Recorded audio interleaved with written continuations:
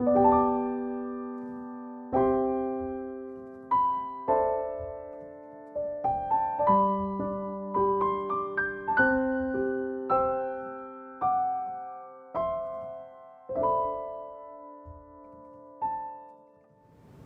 6월 첫째 주입니다. 오늘부터 우리는 왜 성령님인가 라는 주제로 말씀을 나누고자 합니다. 첫 번째 말씀 시작하도록 하겠습니다. 오늘 우리에게 주신 하나님의 말씀은 요한복음 3장 1절에서 8절 말씀입니다. 함께 한 목소리로 합독하여 영광 돌리시겠습니다. 그런데 바리새인 중에 니고데모라 하는 사람이 있으니 유대인의 지도자라. 그가 밤에 예수께 와서 이르되 랍비여, 우리가 당신은 하나님께로부터 오신 선생인 줄 아나이다. 하나님이 함께 하시지 아니하시면 당신이 행하시는 이 표적을 아무도 할 수 없음이니이다. 예수께서 대답하여 이르시되 진실로 진실로 내게 이르노니 사람이 거듭나지 아니하면 하나님의 나라를 볼 수 없느니라. 니고데모가 이르되 사람이 늙으면 어떻게 날 수 있사옵나이까? 두 번째 모태에 들어갔다가 날 수 있사옵나이까? 예수께서 대답하시되 진실로 진실로 내게 이르노니 사람이 물과 성령으로 나지 아니하면 하나님의 나라에 들어갈 수 없느니라. 육으로 난 것은 육이요 영으로 난 것은 영이니 내가 내게 거듭나야 하겠다는 말을 놀랍게 여기지 말라. 바람이 임으로 불매 내가 그 소리는 들어도 어디서 와서 어디로 가는지 알지 못하나니 성령으로 난 사람도 다 그러하니라. 요즘에는 보기 힘들지만 사람들이 많은 장소, 역이나 터미널 혹은 로데오 거리 같은 곳에 가면 지나가다 꼭 마주치는 사람들이 있었습니다. 아주 거대한 피켓을 들고 서 있는 사람들인데요. 그 피켓에는 이렇게 쓰여 있습니다. 예수천당 불신치욕. 게다가 글귀가 쓰인 피켓만 들고 가만히 있는 것이 아니라 고래고래 소리까지 지르기도 합니다. 전 개인적으로 이 구호를 좋아하지 않습니다. 예수천당이라는 문구에는 신앙인으로서 그리스도인으로서 전적으로 동의하고 수긍하지만 불신지옥이라는 공포를 조장하고 협박성을 하는 그런 문구는 동의하기가 너무나도 어렵습니다. 게다가 그들이 하는 그런 민폐에 가까운 행동을 보고 있자면 더욱더 가까이 하고 싶지 않고 오히려 눈살이 찌푸려지는 혹은 그리스도인이 맞나 의심이 되는 상황까지 펼쳐지기도 합니다. 바울이 담대하게 복음을 전하라고 했지만 당당하게 폐를 끼치고 협박하라고는 하지 않았습니다. 예수님과 바울도 분노하고 욕설을 내뱉었지만 가만히 서 있는 사람들에게 민폐를 끼치고 그리고 분노하게 만드는 것은 아니었죠. 그래서 저는 그 메시지도 싫고 그리고 그 메시지를 전하는 메신저도 좋아하지 않습니다. 하지만 그런 와중에 우리가 인정해야 할 것은 앞서서 제가 말씀드린 예수 천당이라는 말입니다. 여기서 말하는 천당이 죽어서 가는 하나님 나라이든 혹은 이 땅에서 이루어지고 선포되고 확장되어질 하나님 나라가 됐든 그 하나님 나라에 거하고 들어가는 방법은 예수님이기 때문이죠. 자세하게는 우리 모두가 알다시피 예수님께서 우리를 대신해 죽으셨고 또 죽음에서 승리하셨고 하늘에 올라가셨다라는 것을 믿는 것이 그리고 그걸 받아들이고 인정하는 것이 그 열쇠입니다. 그런데 여기에는 아주 큰 문제가 하나 있습니다. 그게 무엇인가요? 눈에 보이지 않는다는 것입니다. 예수님께서 지금 우리와 함께 하신다는 사실이 눈에 보이나요? 예수님께서 우리를 대신해 매질당하는 모습을 우리가 보았나요? 믿음이라는 것이 우리의 눈에 보이는 그런 어떤 물질인가요? 그래서 사람들은 생각하기 시작합니다. 어떻게 해야 구원받았다는 것을 우리가 알고 깨달을 수 있을까? 눈으로 볼 수 있을까? 다시 말해서 우리가 직관적으로 볼 수 있고 알아챌 수 있고 그리고 만질 수 있는 구원의 증거가 무엇인지 찾는다라는 것입니다. 오늘 본문도 우리와 비슷한 생각에 빠져있는 한 남자에 대해서 이야기합니다. 길을 걸어가는 한 남자가 있습니다. 그가 가는 길은 어둡고 황량해 보이기까지 하죠. 남들의 눈에 띌까 두려워 넓은 길로 가기보단 외지고 구석진 길로 걸어갑니다. 그렇게 어둠에서 어둠으로만 옮겨가는 중이었죠. 누구인가요? 성경에서는 니고데모라 이야기합니다. 니고데모는 랍비 혹은 선지자라 불리는 예수님을 찾아가는 중이었습니다. 수많은 기적과 이적을 행하셨고 그리고 하나님의 말씀을 은혜롭게 선포한다는 그 칭송받는 예수님을 찾아가는 중이었죠. 하지만 예수님은 니고데모가 속한 그 단체에서 배척하고 멀리하고 있었습니다. 그렇기에 누구에게도 자신이 예수님을 만나러 간다는 사실에 대해 밝히고 싶지 않아서, 들키고 싶지 않아서 어두움으로만 가고 있었던 것입니다. 예수님을 만나자마자 니고데모는 이렇게 얘기합니다. 랍비여, 당신은 하나님으로부터 오신 분이 확실합니다. 그렇지 않고서는 이러한 기적을 나타낼 수 없기 때문입니다. 이러한 니고데모의 말에 예수님께서는 이렇게 답변하셨습니다. 사람이 거듭나지 않고는 하나님 나라에 들어갈 수 없다. 이 문답을 보면 시작부터 두 사람의 의사소통에 엄청난 문제가 있다고 생각되기 마련입니다. 그리고 뒤이어서 거듭남이라는 대화에 대해서도 서로가 맞지 않는 이야기를 하는 것을 볼 수가 있죠. 그래서 이 대화에 대해 조금 더 짚어보고자 합니다.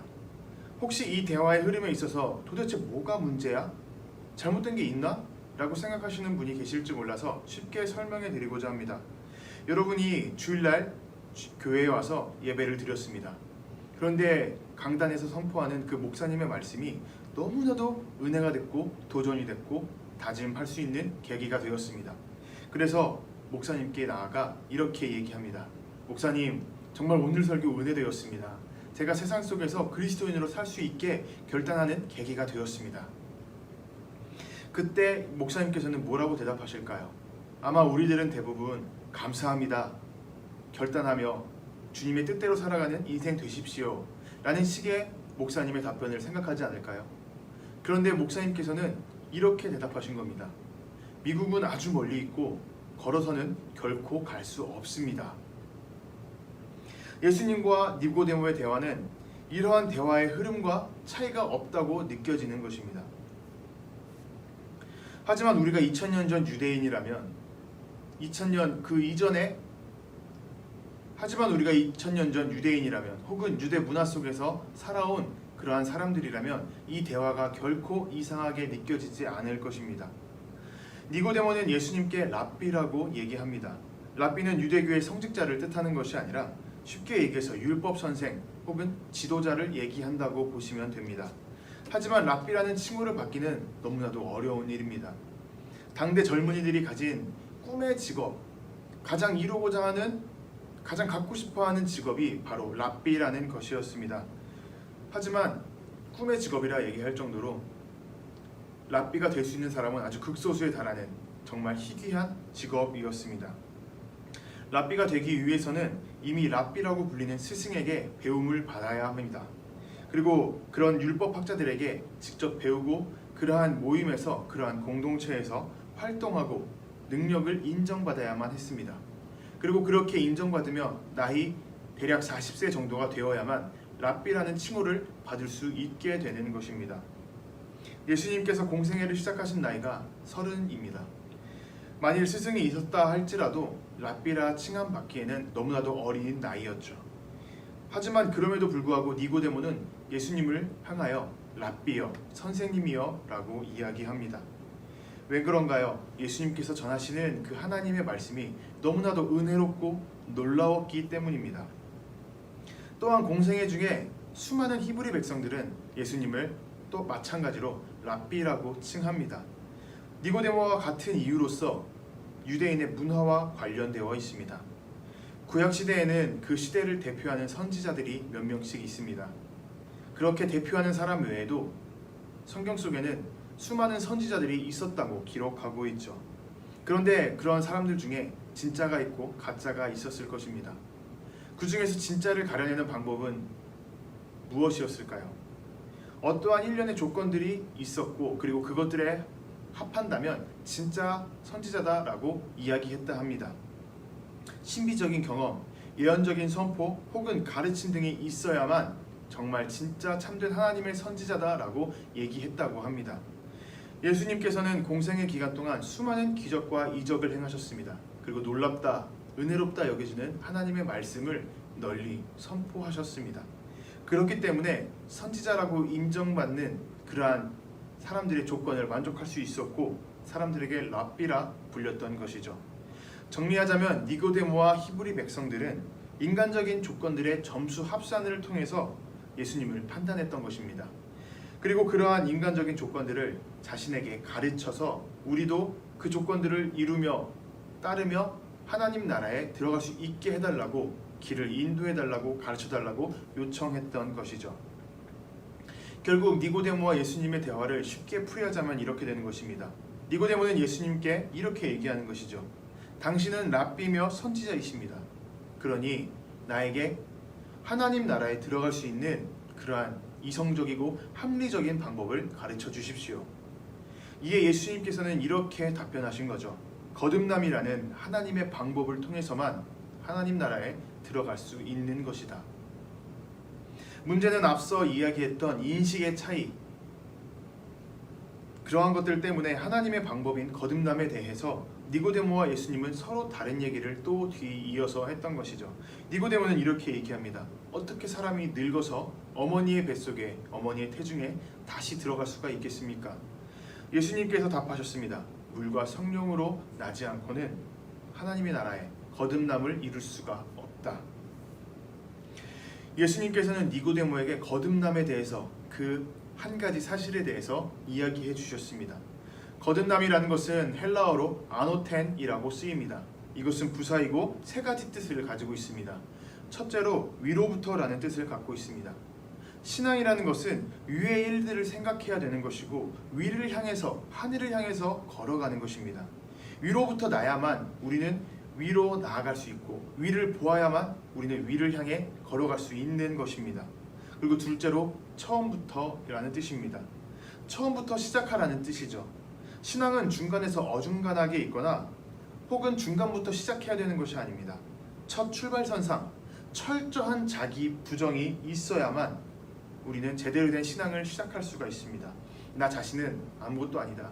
내가 가진 것들은 나를 하나님의 나라에 이끌 수가 없다. 라는 그러한 자기 부정을 가져야만 우리는 제대로 된 시작을 할 수 있다는 것입니다. 그렇지 않으면 가다가 허물고 처음부터 다시 돌아갈 수밖에 없다라는 것이죠. 셋째로 다시 또는 새롭게 라는 뜻을 갖고 있습니다. 새롭게 다시 시작하라는 뜻이죠. 니고데모에게 예수님께서는 처음부터 다시 새롭게 위를 향하여 걸어가라고 얘기하시는 것입니다. 지금 니고데모는 어디에 있는 사람인가요? 정점에 있는 사람입니다. 산 꼭대기에 있는 사람이죠. 그런데 예수님께서는 그러한 사람에게 산 아래로 내려가서 다시 산을 올라가라고 얘기하시는 겁니다. 그래서 예수님께서 그렇게 얘기하셨을 때 니고데모는 반문하죠. 어떻게 다시 태어나야 합니다. 어떻게 다시 태어나야 합니까? 늙었는데 어떻게 다시 어머니께 들어가야 합니까? 그래서 예수님께서는 거듭남이란 무엇인지 말씀해 주셨습니다. 5절에서 이렇게 얘기하시죠. 물과 성령으로 다시 태어나야 한다. 물과 성령으로 거듭나야 한다라는 것이었죠. 정리하자면 거듭남이란 니고데모가 생각하듯 물리적으로 다시 태어나는 것이 아닙니다. 위로부터 오는 성령님을 통해 우리가 영적으로 다시 태어나는 것, 다시 새로이 시작하는 것을 의미하는 것입니다. 여러분은 태어나는 것, 출생하는 것이 내 의지로 되는 것인가요? 내가 어머니 태중에 있다가 지금 내가 이 세상을 향해 나아가야겠다라고 생각함으로써 출산하는 것인가요? 출산이라는 것은, 출생이라는 것은 어머니가 10달 동안 태중의 아기를 안고 그리고 그 안에서 영양을 주며 기른 후에 큰 고통, 죽음을 무릅쓴 그 고통을 가지고 아이를 이 세상에 내놓는 것입니다. 일방적인 어머니의 은혜라는 것이죠. 같은 것입니다. 거듭남이란 것은 일방적인 하나님의 은혜입니다. 우리를 다시 태어나게 하시고자, 새로이 시작하게 하시고자 독생자를 보내주셨고 독생자의 죽음이라는 그 엄청난 고통을 겪으셨습니다. 그렇게 우리에게 베푸신, 고통을 감내하시고 우리에게 주신 일방적인 하나님의 은혜가 바로 거듭남입니다. 하지만 니고데모는 여전히 예수님의 말씀을 이해하지 못하는 것을 알 수 있죠. 육적인 사람은 영적인 언어를 이해할 수 없는 것입니다. 그래서 하늘의 언어를 알아듣지 못하는 것이죠. 거듭난다는 것이 무엇인지 전혀 깨닫지를 못하는 것입니다. 지성으로, 이성으로 하나님을 판단하고 측량하게 되죠. 예수님께서는 믿음으로 눈을 뜨기를 원하셨지만 니고데모는 머리로 이해하려 했기 때문에 깨닫지 못하고 있는 것을 우리는 볼 수 있게 됩니다. 혹시 이러한 니고데모의 모습을 보며 어리석다고 생각하고 계시나요? 앞서 저는 대부분의 사람들은 구원의 증거를 눈에 보이는 것으로 찾으려 한다고 말씀드렸습니다. 요즘 합리적이라는 단어가 자주 쓰이고 많이 쓰이고 우리 주변에서 쉽게 볼 수 있습니다. 합리적인 선택을 한다, 합리적인 소비를 한다, 합리적인 생활 패턴이다. 합리란 이치에 맞고 논리에 맞는다라는 사전적인 의미를 가지고 있습니다. 오늘날은 과학이 엄청난 발전을 이루었다는 것에 아무도 의문이나 반문을 표시하지 못하고 있습니다. 19세기의 사회학의 아버지라 불리는 어거스트 콩트는 인류의 발전 단계를 세 단계로 구분지었습니다. 첫째, 신학의 시대, 둘째, 형이상학의 시대, 셋째, 과학의 실증의 시대. 과거에 어떠한 것이든 어떠한 문제에든 신을 내세웠다면 현재에는 그리고 미래에는 과학적인 증거, 실제 증명할 수 있는 것들을 내세운다라는 것이죠. 과거에는 천둥번개를 보며 사람들은 신의 분노를 떠올렸습니다. 하지만 지금은 천둥번개가 어떠한 원리에 의해서 발생하는 것인지, 어떻게 빛이 나고 소리가 그렇게 우렁찬지 우리는 실증으로 과학적으로 증명하여 알 수 있습니다. 이러한 과학적인 증명들에 대해 인정하지 않는 사람들은 없습니다. 그래서 어떠한 사람들은 과학으로 설명이 되지 않는 종교에 대해 비웃음을 날리기도 합니다. 그리고 유신론자들을 멍청하다며 과거에 사로잡힌 사람들이라며 비웃기까지 합니다. 그리고 사람들은 객관성에 대해 많은 중요성을 부여하기 시작합니다. 두 명의 사람이 다투고 있습니다. 근데 제가 어느 한쪽에 대해 편을 드는데 나와 친하다고, 제가 친하다고 그 한쪽에 편을 든다면 이 사람들은, 다른 사람들은 그 모습을 보며 저에게 객관적인 사람이다, 공평한 사람이다 라고 얘기할까요? 아니요, 전혀 불합리한 사람이라고 얘기할 것입니다. 혹은 교회에 오는 길이 여러 가지가 있습니다. 어려운 길이 있고 쉬운 길이 있다고 생각해보죠. 그때 사람들은 합리적인 판단으로 쉬운 길을 찾아 골라 교회에 오게 될 것입니다. 운동하겠다는, 내가 건강을 위해 힘든 길을 찾아가겠다라는 생각이 없다면 쉬운 길을 선택하는 것이 합리적인 판단이라고 생각합니다. 이러한 합리가 우리의 삶에 큰 영향을 끼치고 있습니다. 그리고 우리는 그것을 자연스럽게 받아들이고 그러한 합리에 맞춰서, 우리의 이성에 맞춰서 생활 패턴을 바꾸고 생각과 언어를 바꾸기 시작합니다. 그런데 문제는 이 객관적이라는 것이, 그리고 합당하다는 그 합리라는 것이 우리의 신앙에도 큰 영향을 끼치고 있다는 것이죠. 그리스도인을 뜻하는 얘기 중에, 많은 칭호 중에 하나님의 자녀라는 것이 있습니다. 바울은 하나님의 자녀가 어떠한 인생을 살아가야 되는지, 그 모습은 어떠한 것인지 다음과 같이 얘기합니다. 로마서 8장 14절, 무릇 하나님의 영으로 인도함을 받는 사람은 곧 하나님의 아들이라. 그리스도인은, 그리고 하나님의 자녀는 하나님의 영으로 인도함을 받는 인생을 살아간다는 것이죠. 생각해 볼까요? 우리가 하나님의 영, 그 성령에 이끌린다라는 것은 무엇을 뜻할까요? 어떠한 인생이 그렇게 이끌린다라고 얘기할 수 있을까요? 우리는 교회에서 성령의 은사에 대해 얘기하고 성령의 역사에 대해서 많은 이야기를 나누고 있습니다. 그런데 그것들이 구체적으로 어떠한 것인지, 나에게 어떻게 보여지는지 설명하라고 하면 제대로 말하지 못하는 것을 많이 볼 수 있죠. 너무나도 어려운 일입니다. 그에 대해 바울은 갈라디아 사람들에게 성령의 은사란, 성령의 열매 9가지를 이렇게 얘기합니다. 오직 성령의 열매는 사랑과 희락과 화평과 오래 참음과 자비와 양성과 충성과 온유와 절제니 이 같은 것을 금지할 법이 없느니라. 사랑, 희락, 화평, 자비, 이러한 것들이 눈에 보이나요? 결코 눈에 보이는 것들이 아닙니다. 성령의 은사라 하여서 병고침을 얘기하기도 하고 예언을 말하기도 하고 환상을 얘기하기도 합니다. 그런데 무언가 이것들을 보면 의심스럽습니다. 전혀 과학적이지 않다고 생각되는 것이죠. 그리고 예수님께서도 우리를 대신해 죽으셨고 그리고 부활했다고 합니다. 근데 사람이 죽고 다시 살아날 수가 있나요? 나사로 증후군이라고 해서 잠깐 동안 심정지가 있었지만 다시 살아나는 경우가 있습니다. 하지만 예수님께서는 확실하게 로마 군인들에 의해 죽음을 인정받았고 사흘 후에 살아나셨습니다. 이러한 모습을 보며 우리는 생각합니다. 전혀 과학적이지 않다, 합리적이지 않다, 객관적이지 않다. 왜? 불가능하기 때문이죠. 그래서 우리들은 이렇게 생각합니다. 합리적인 판단을 하기 시작하는 것이죠. 성경의 내용들, 특히 구약의 것들, 그리고 예수님에 대한 것들은 뭔가 신화적인 비유를 의미하는 것이구나.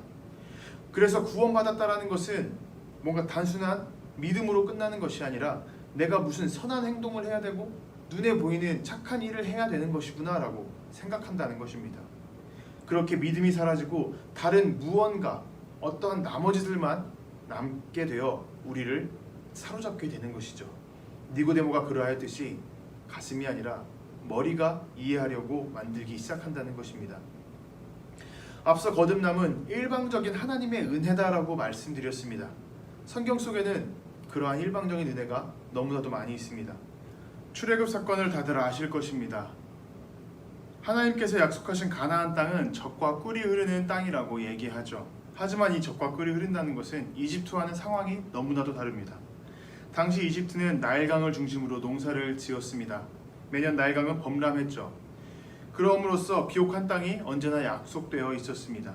게다가 수로까지 정비되어 있어서 물이 닿지 않는 곳까지, 나일강이 닿지 않는 곳까지 물을 끌어다가 땅에 물을 줄 수 있었다고 합니다. 하지만 가나안 땅은 나일강과 같은 그런 강이 없었습니다. 물이 없으니 수로 공사는 하지도 못하죠. 그럼에도 젖과 꿀이 흐른다고 이야기합니다. 그것은 오직 하나님께서 때가 되면 내려주시는 비를 통한 것이죠. 농사만을 보았을 때 출애굽은 합리적이지가 않습니다. 그럼에도 이스라엘 백성들은 모세를 따라 나서죠. 때가 되면 내려주시는 비, 일방적인 그 하나님의 은혜만을 붙들고 나섰던 것입니다. 간구하지 않아도 때에 따라 맞춰 주시는 비, 그 일방적인 은혜를 믿음으로써 나아갔던 것입니다. 마찬가지입니다. 우리에게 주어진 구원도 은혜로 받았던 것이고 그 은혜에 대한 믿음으로써 우리는 받는 것이죠. 내가 예수를 믿게 된 것도 하나님의 일방적인 은혜입니다.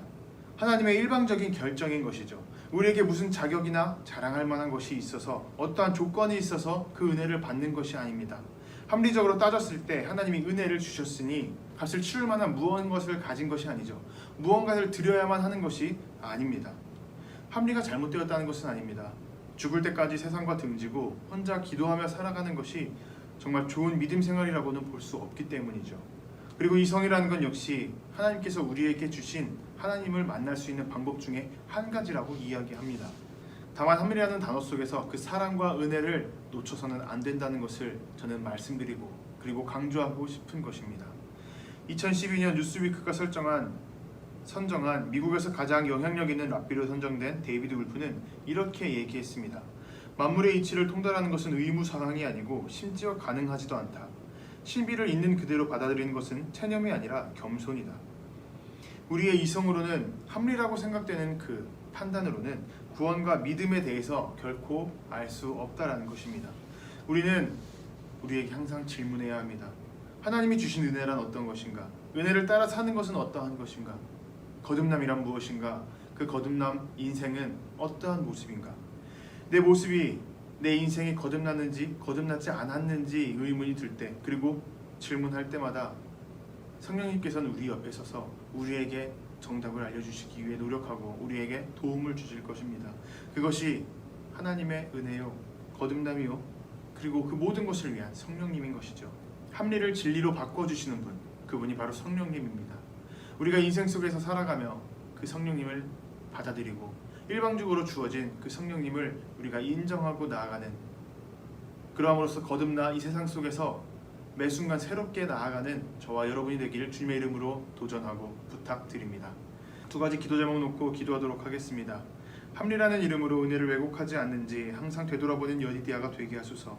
인생의 질문 앞에서 항상 성령님께서 주시는 음성에 귀 기울이는 여디디아가 되게 하소서. 기도하시겠습니다.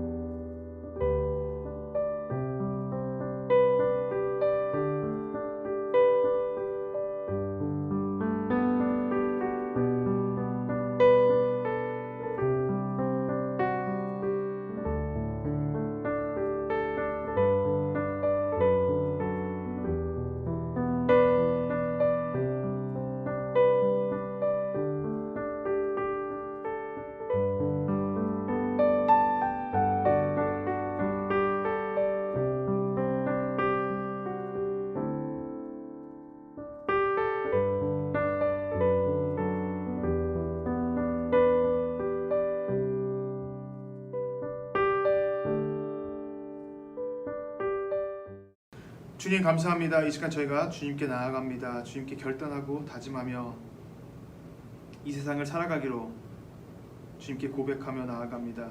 주님, 저희들이 세상을 살아가며 그동안 합리라는 이름으로, 이성과 객관성이라는 이름으로 저희가 믿음을, 그리고 주님께서 주신 그 은혜를 왜곡하지 않았는지 생각해 봅니다. 주님께서는 저희들에게 정말 일방적인 은혜를 주셨습니다. 다시 태어날 수 있게 생명을 주셨고, 그 독생자를 보내주심으로써 그것을 이루었고 또 큰 고통을 감내하셨습니다. 그럼에도 불구하고 우리는 그것들을 왜곡하지 않는지, 그리고 우리의 이성과 합리적이라는 생각으로 그것들을 뒤틀고 있지 않는지 정말 되돌아봅니다. 주님, 이 시간부터 주님께 저희에게 주신 그 은혜와 그 성령님을 통해서 정말 바르게 믿으며 나아가곤 합니다. 이 세상 속에서 새로이 태어나 나아가는 저와 여디디아 공동체가 될 수 있도록 역사하여 주시옵소서. 함께해 주심에 감사드리며 예수님의 이름으로 기도드렸습니다. 하늘에 계신 우리 아버지여, 이름이 거룩히 여김을 받으시오며 나라가 임하시오며 뜻이 하늘에서 이루어진 것 같이 땅에서도 이루어지이다. 오늘 우리에게 일용할 양식을 주시옵고, 우리가 우리에게 죄 지은 자를 사하여 준 것 같이 우리 죄를 사하여 주시옵고, 우리를 시험에 들게 하지 마시옵고 다만 악에서 구하시옵소서. 나라와 권세와 영광이 아버지께 영원히 있사옵나이다. 아멘.